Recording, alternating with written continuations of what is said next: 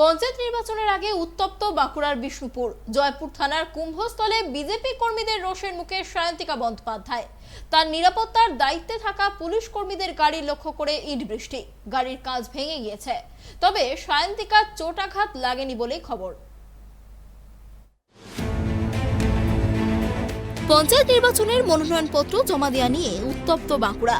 Trolley অভিনেত্রী তথা তৃণমূল নেত্রী সায়ন্তিকা বন্দ্যোপাধ্যায়ের পাইলট কারে হামলা চালানোর অভিযোগ উঠল স্থানীয় বিজেপি নেতা কর্মীদের বিরুদ্ধে।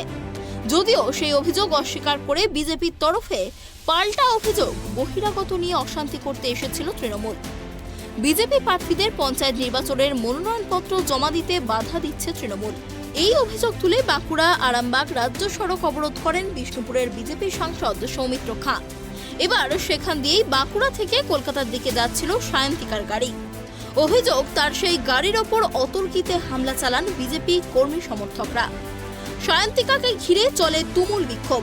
স্থানীয় সূত্রের খবর, বিক্ষোভের জেরে একটা সময় পিছু হটতে শুরু করেন সায়ন্তিকা।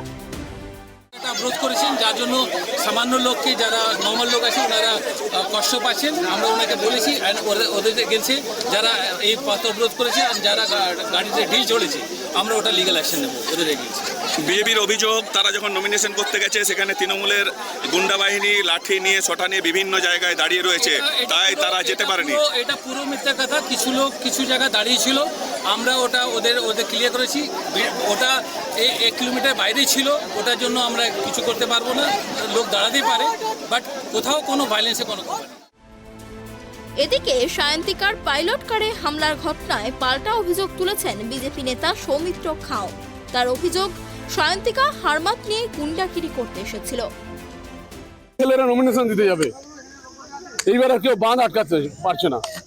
এরা নমিনেশন দিতে যাবে, সায়ন্তিকা গুন্ডা বাহিনী নিয়ে এবং পুলিশকে নিয়ে দাদাগিরি করতে এসেছিল। এই জয়পুরে সায়ন্তিকাকে আমরা গাড়ি ভাঙিনি এই কারণে, কারণ একটা রাজনীতি নেতৃত্ব বলে রেসপেক্ট দিলাম। কিন্তু সায়ন্তিকা যেভাবে দাদাগিরি করতে এসছে, এটা মেনে নেওয়া যায় না। সায়ন্তিকা তো পয়সা তুলতে এসছে না, দাদাগিরি মারতে এসছে। ও জয়পুরে কে? ও জয়পুরে এমএলএ এমপি। সায়ন্তিকা নিজে দালালি মারতে এসেছিল পুলিশকে নিয়ে এবং তৃণমূলকে হারমাত বাহিনীকে নিয়ে। সায়ন্তিকা আজকে যদি কোনো ঘটনা ঘটে তার জন্য দায়ী থাকবে সায়ন্তিকা।